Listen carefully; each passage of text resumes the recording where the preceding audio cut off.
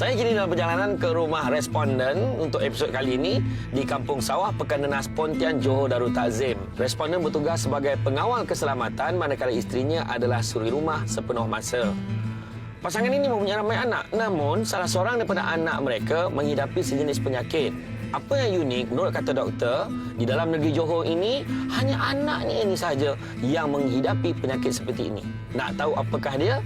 Mari kita ke sana dan lihat apa yang boleh kita bantu.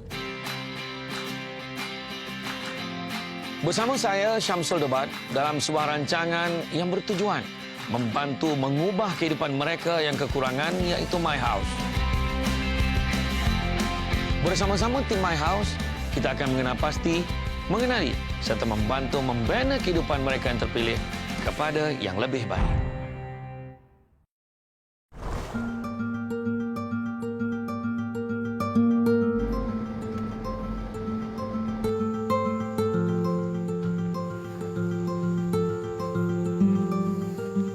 Bila menyaksikan keadaan rumah ini secara luarannya, kita dapat melihat bagaimanakah bumbung-bumbung posh ni dekat depan ini nampak memang dah tak kukuh dah. Begitu juga kat bahagian tepi.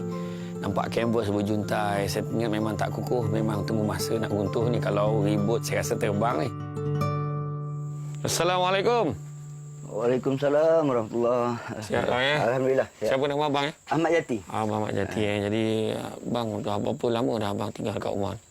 Kalau ikutkan daripada anak yang berapa 12 tahun lah. Lebih 12 tahun. 12 tahun. Rumah ni sebenarnya rumah siapa? Rumah arwah ayah. Rumah ayah. Rumah arwah ayah. Tanah memang tanah dia lah. Memang tanah dia lah. Jadi dekat rumah ni tinggal dengan siapa? Tinggal dengan anak-anak 7 orang. Jadi kalau diberi peluang untuk tanya abang lah sekarang kan, kalau lah kita nak buat penambahbaikan, mana agaknya abang rasa perkara yang perlu nak dibaiki kat rumah ni? Daripada luar ni, biasanya dulunya tak ada. Saya buatkan sendiri pelan-pelan untuk anak bermain. Jadi ambillah barang-barang terpakai. Janji untuk Untuk anak-anak bermain lah. Mengelakkan hujan panas. Yang ini memang ruang apalah. Orang tamu berkumpul lah. Ruang tamu ni lah. Tidur kat mana lah biasanya? Tidur itulah. Yang ini jangan tidur kadang ada yang kat luar, ada yang dalam bilik. Biliknya mana? Bilik ni lah. 7 orang dalam ni ke? Masya-Allah.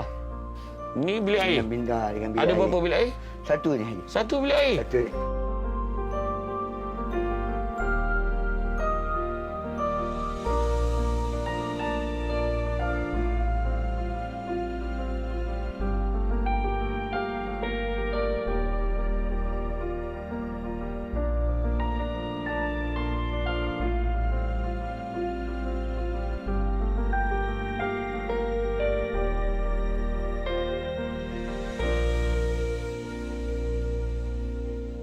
Dan daripada kesihatan anak-anak macam mana? Semua sihat ke atau ada? Yang lain tu alhamdulillah sihat lah. Cuma yang nombor 1 tu dia tak sihat. Dia tak sihat apa sakit apa? Dia ada sakit TB meningitis. TB meningitis. TB meningitis ni dia punya sakit macam mana? Kalau yang macam doktor beritahu tu itulah dia ada kat dalam otak kita kan macam ada satu ruang untuk kita bernafas oksigen kan. Tapi dalam macam dia tak, dia penuh dengan air kuman. Ya. So tapi doktor dah masukkan satu shunt tu kat kepala dia. Apa dia masuk? Macam satu alat lah, tabung. Tabung, okey. Tabung, macam saluran getah tu sabut kat badan dia, masuk sampai kat perut untuk buang air kat kepala tu. Masa pasang tabung tu fungsi dia macam dia tu tabung penyedot air. Air daripada otak tu. Dia sedut akan buang ikut najis lah. Jadi dijadikan seperti seolah-olah urat. Bila dia sakit lah kan, betul sakit macam kalau kita kadang biasa dia normal kan. Kalau dia sakit tu keadaan dia jadi macam mana? Dia keadaan dia kan jadi macam budak-budak kecil, macam baby, macam kadang-kadang dia lupa diri dia lupa apa yang dia buat.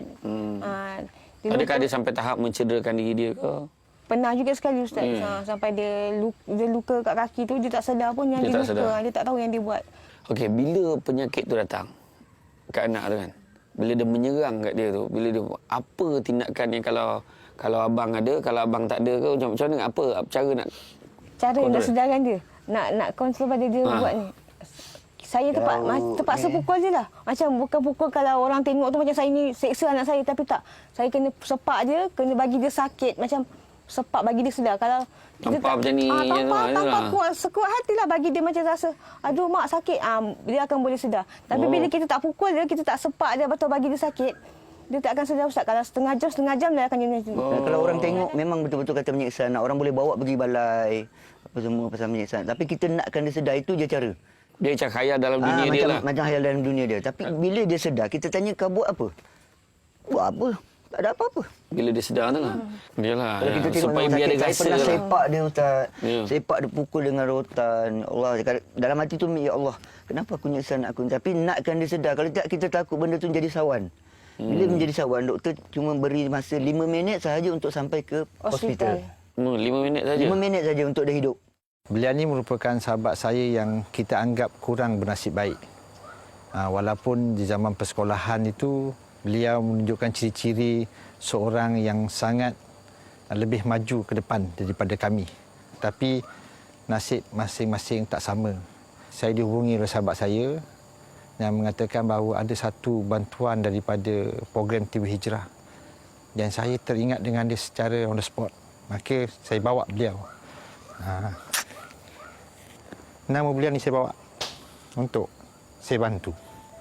Bagi saya, beliau sangat susah dan wajar dibantu. Assalamualaikum Ustaz. Kita jumpa lagi. Assalamualaikum warahmatullahi. Alhamdulillah. Ini saya bawa kontraktor Encik Hadi. Oh ya, Cik Hadi. Okay, Cik Hadi. Kita robohkan ni, buang ni. Kita gantikan, kalau boleh lah, kita buat satu pos yang nampak kemas dan selesa. Okay. Kalau tengok dekat bahagian tepi ni, sebab saya memikirkan dia keluarga ni, anaknya sampai 7 orang. 7 orang? 7 orang anak. Dan mereka hanya ada satu bilik saja. Oh. Jadi saya, itulah saya mencadangkan pihak YBM mungkin pertimbangkan supaya kita dapat banner 2 bilik dekat luar. Jadi yang ni kita pecahkan supaya ni akan jadi ruang tamu yang selesa dan lapang untuk keluarga ni lah. Ni sini tengoklah, kita tengok apa kain, mana tempat dia pakai ni. Jadi saya ingat kalau hujan memang bocor menitik-nitik semua. Bilik air sekarang, inilah bilik air, satu-satunya bilik air untuk kegunaan keluarga yang besar ni.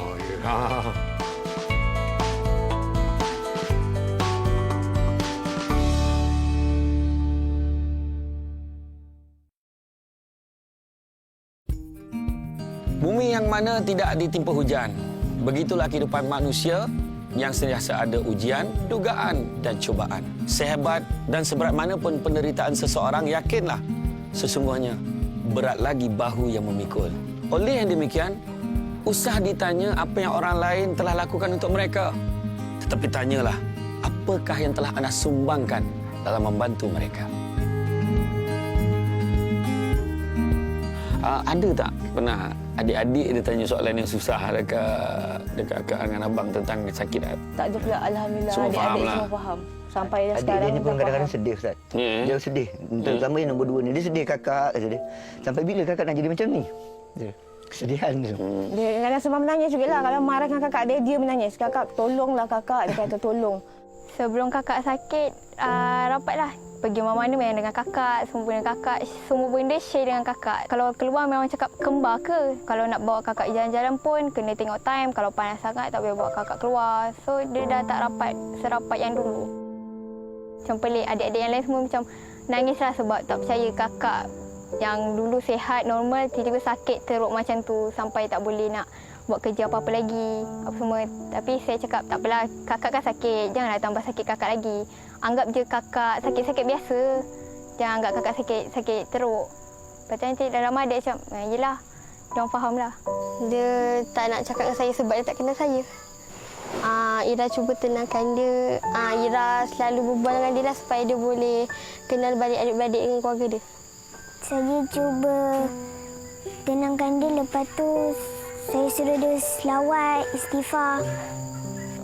Mak kata kena tolong kakak lah dan rumah supaya dia tak terlalu penat ataupun stres.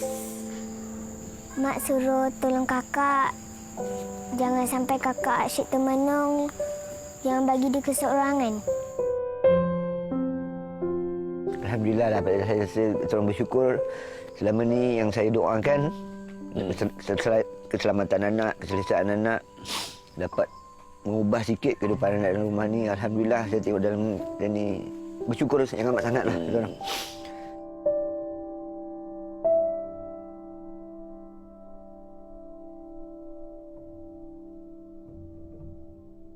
Assalamualaikum. Waalaikumsalam warahmatullahi Ustaz. Ya, Cik Adi, apa khabar? Baik, alhamdulillah. Jadi hari pertama hari ni kan? buat kerja. Hari pertama. Jadi hari ni apa plan buat lah kat rumah ni? Ikut cadangan dia kena tambah bangunan baru. Jadi bangunan yang baru tu berukuran lebih kurang dalam 20 kaki kali 12. Jadi hari ini saya kena buat setting out untuk cari boundary dia lah.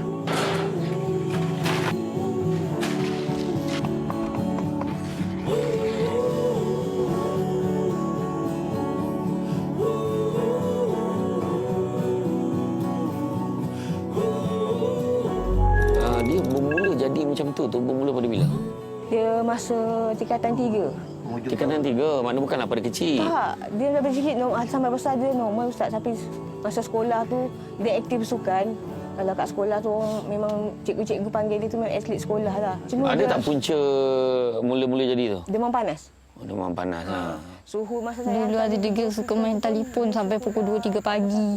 Ada tak So, tak nak dengar cakap mak ayah. Kalau mak ayah suruh tidur, Aziz tipu mak ayah Aziz tidur. Tapi Aziz main telefon kat dalam bilik. Aziz main telefon kat dalam bilik tu sampai Aziz jadi demam macam ni. Demam panas macam biasa je. Lepas tu pergi hospital, doktor cakap kat kepala Aziz ada air kuman. Lepas tu saya terus tak ingat apa-apa. Tak boleh nak fikir macam biasa. Saya sedih, saya tak dapat nak kerja macam kawan-kawan, tak dapat sambung sekolah. Dia rapat dengan orang, dia suka bergaul dengan orang. Dia seorang yang suka mendengar cakap, suka mengemas rumah. Lepas sakit dia tak boleh duduk diam. Kalau dia nampak benda kotor dia nak buat. Kalau dia nampak benda sepas semua dia nak kemas. Petang pun dia suka bakar-bakar sampah. Kalau boleh tiap-tiap hari dia nak bakar sampah. Nampak sampah dia nak bakar. Alhamdulillah pagi ini sekitar lebih kurang dalam pukul 8:30 pagi kami daripada JMS datang ke rumah responden di Kampung Sawah ini bersama juga dengan responden menjalankan kerja-kerja gotong royong.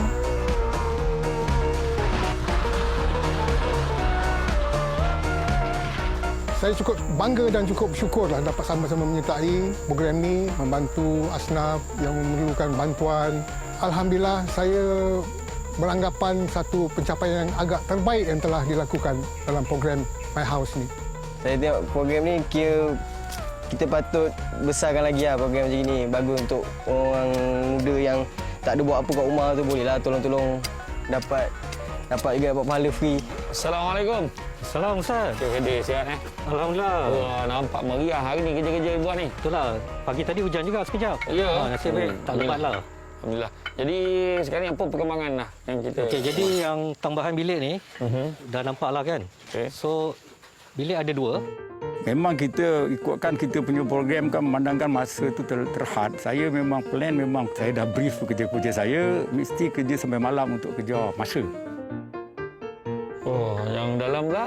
Dalam ni ceiling dia dah tukar. Oh, dulu kain-kain ni. Kain. Dan dinding ni dulu ada dah. Dia dah keluarkan. Yang bilik satu kan? Jadi sekarang ni dah lapang lah kawasan Lapang ni. luas, selesa nampak. Dan tingkap tu dia akan tukar lah jadi pintu ke bilik sebelah yang baru.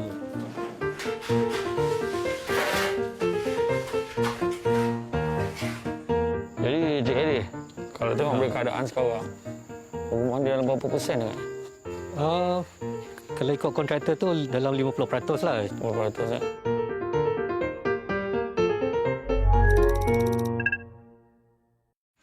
Jadi tuan-tuan dan puan sekalian, itulah keadaannya. Kita serahkan kepada kebijaksanaan pihak Yayasan Budi Ihsan Malaysia. Mudah-mudahan rumah ini dapat disiapkan seperti mana yang dijadualkan dan dapat kita buat penyerahan dan memberikan satu keadaan rumah yang lebih selesa dan lebih ceria untuk keluarga ini, insya-Allah. Bila dia sedar, kakak ni sedar, ada tak macam dia bagi nasihat ke, dia cakap apa-apa Tak ada Dia Ustaz, memang- sebab dia tak ingat apa. Cuma pernah sekali lah dia cakap ke adik dia yang saya ingat. Korang belajar elok-elok, dia kata belajar pandai-pandai, kesian mak ayah, jangan jadi macam kakak. Dia kata kakak tak boleh nak harap apa-apa, kakak ni tak guna. Dia cakap tak boleh buat kerja, tak boleh tolong mak ayah, dia cakap. Kadang-kadang dia nangis sendirilah sebab dia tak tahulah apa dia fikir. Nanti bila saya tanya, kenapa kak nangis? Dia cakap tak ada apa-apalah. Sebab dia, ada benda dia nak share, ada benda dia tak nak share. Untuk adik-adik Aziz nak diorang berjaya sampai besar. Jangan jadi macam Aziz dulu. Aziz degil, tak nak dengar cakap mak ayah. Nada yang tinggi saya cakap, kakak, kau kena bangun, kau kena kuat. Kalau kau tak bangun, kau tak bantu diri kau sendiri, kau tak boleh berjalan, tak boleh macam ni, tak ada siapa akan jaga kau. Kalau mak satu hari nanti mak tak ada, ayah tak ada siapa yang akan jaga kau kalau kau terus terlantar macam ni. Sampaikan saya suapkan nasi kat mulut dia masa dia terlantar tu pun, saya masih tetap cakap yang sama. Sampai orang cakap, kenapa kau marah anak kau sakit? Aku bukan marah, aku nak dia sihat, aku nak dia bangun macam dulu. Aku tak nak dia terbaring macam ni. Mak, ayah, adik-adik, Aziz minta maaf kalau perangai Aziz ni Aziz buat menyusahkan adik-adik dengan mak ayah. Lepas tu satu hari tu mungkin Allah Ta'ala tu dengar doa saya cakap dengan dia. Satu hari saya marah dia tenung mata saya, Ustaz. Dia tenung mata saya, dia pegang tangan saya kuat-kuat. Dia cakap, kakak minta maaf mak. Kakak minta maaf. Akak akan cuba kuat untuk mak, untuk ayah, untuk adik-adik semua. Lepas seminggu tu Alhamdulillah Ustaz, dia tak nak pakai pampers. Dia nak makan duduk, dia nak duduk berdikari dekat mana dia nak duduk. Nak pergi toilet sendiri, bilik air sendiri, dia tak payah orang pegang. Dia cuba berusaha kuat untuk dia sampailah dia boleh bergerak macam sekarang. Aziz nak Aziz sihat. Aziz tak nak jadi gila, Aziz nak sihat. Nak tolong mak ayah, tak nak susahkan mak ayah. Aziz minta doa kat Tuhan. Tuhan sembuhkan Aziz daripada penyakit ni. Aziz nak sihat, nak jadi anak yang baik.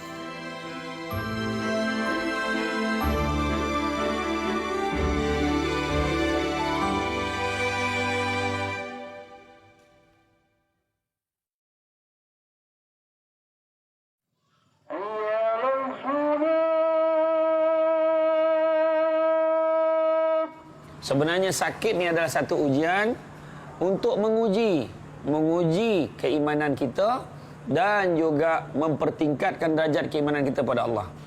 Kadang-kadang kita cakap, alah dia tu cubalah sabar sikit. Aku pun pernah lah adik aku sakit. Aku pernah lah abang aku sakit. Aku pernah lah anak aku sakit. Percaya cakap saya, setiap orang tak sama. Kuat semangat untuk atasi penyakit. Jangan benarkan sakit ini menjadi masalah untuk kita terus ke depan. Mak ayah kena bagi semangat. Tak apa nak, tak apa. Allah sayang kat kita. Jadi kita usaha aja. Kan? Perlu makan ubat, makan ubat. Bila semua nak support, anak akan jadi kuat. Bila berlaku masalah dalam keluarga, janganlah kita saling melepaskan tangan, tetapi semakin erat tangannya dipegang. Kita hanya akan kuat sebagai satu keluarga. Kita diuji, Allah cuci dosa kita. Bergembiralah dengan apa yang kita ada. Aku susah, tapi aku tak menyusahkan orang lain. Aku sakit, tapi aku masih lagi boleh ingat Allah. Nabi kata, orang yang paling kaya bukannya orang yang banyak duit. Orang paling kaya bukan ada rumah besar, ada kereta besar, tak. Orang paling kaya adalah dia lapang dada menerima apa juga ujian yang Tuhan bagi pada dia. Itulah manusia yang paling kaya sekali. Jadi hari ini merupakan hari penyerahan, hari yang penting, iaitu kita akan menyerahkan rumah yang kita baiki. Dan bersama dengan saya pada hari ini adalah Mr. Benson daripada Asian Mechanical Engineering, iaitu salah satu penaja utama kita.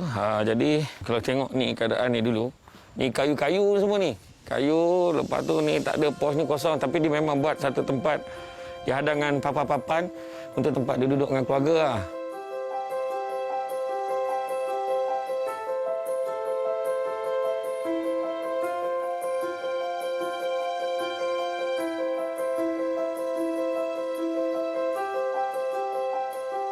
Assalamualaikum. Waalaikumsalam. Cik Zamri, saya nama dengan Cik Benson hari ni. Zamri. Jadi itulah kita tengok keadaan daripada luar tadi nampak macam siap, macam tak siap. Jadi mana tu? Boleh Cik Zamri terangkan kat kami ni. Dengan faktor cuaca dia ada sedikit kelewatan dan juga tempoh tu jadi beranjak sedikitlah. Jadi apa yang saya boleh katakan kalau kita lihat dari keseluruhan ni antara 70 hingga 75% kesiapannya lah. Yang saya target lah dalam sehari 2 hari lagi selesai lah insyaAllah. Jadi Mr. Benson dulu dia punya bilik ni setakat daripada dinding jam tu, dinding ni sampai sini saja. Ya. Maknanya bilik kecil dan barang penuh. Jadi hanya gunakan untuk salin baju. Dia untuk tukar baju saja. Dia selain pada tu kalau kita tengok shilling ni dulu Mr. Benson Dia memang letak kain saja. Memang sini ada pintu nanti akan dibuat. Oh, inilah yang extension tu yang dibuat asalnya tak ada bilik tu kan? Asalnya memang tak ada bilik. Jadi kita buatkan 2 bilik. Jadi ada anak lelaki dan juga anak perempuan. My House memang bagus. Program ni akan menolong orang miskin yang perlu dibantu. Masa sekarang lagi ada COVID, kerja pun susah dapat keuntungan besar. So untuk 9 orang ni memang satu orang punya income memang ada susah sikit lah untuk hidup dengan yang selesa. Nampaknya dalam kita menyiapkan rumah ini telah pun mencecah 75%. Kira-kira 25% saja lagi yang belum disiapkan dan kami pula tidak boleh nak menunggu lama kerana ada lagi tempat lain yang nak kami kejar untuk lihat apa yang boleh kami bantu.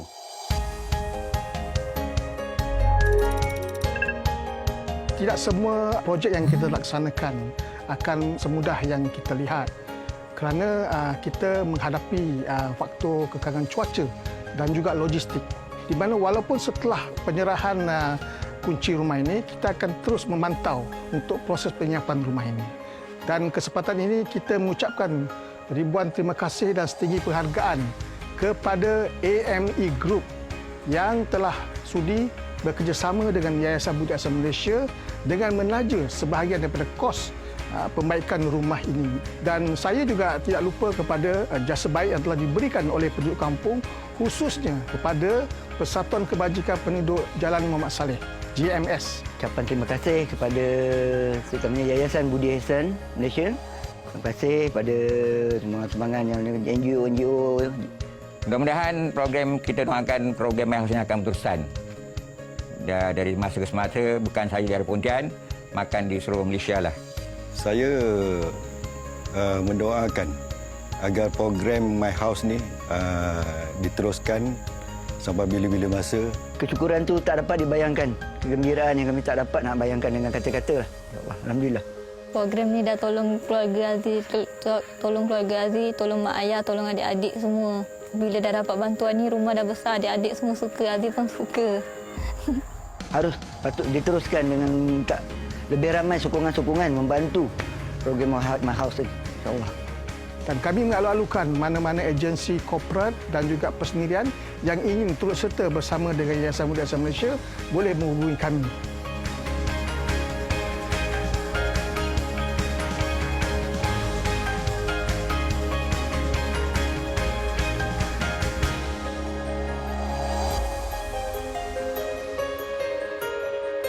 Berat mata memandang, berat lagi bahu mengikul. Begitulah kefahaman kita pada orang yang dilanda kesusahan. Yang mana kesusahan yang dihadapi oleh orang itu lebih terasa. Maka usahlah kita asyik memandang dan bersimpati. Tetapi sebaliknya, tampilkan diri kita dan hulurkan bantuan ikut kemampuan kita. Ingat, dalam setiap rezeki kita, ada hak orang lain, satu tujuan, satu semangat, berkongsi kebahagiaan. Assalamualaikum warahmatullahi wabarakatuh.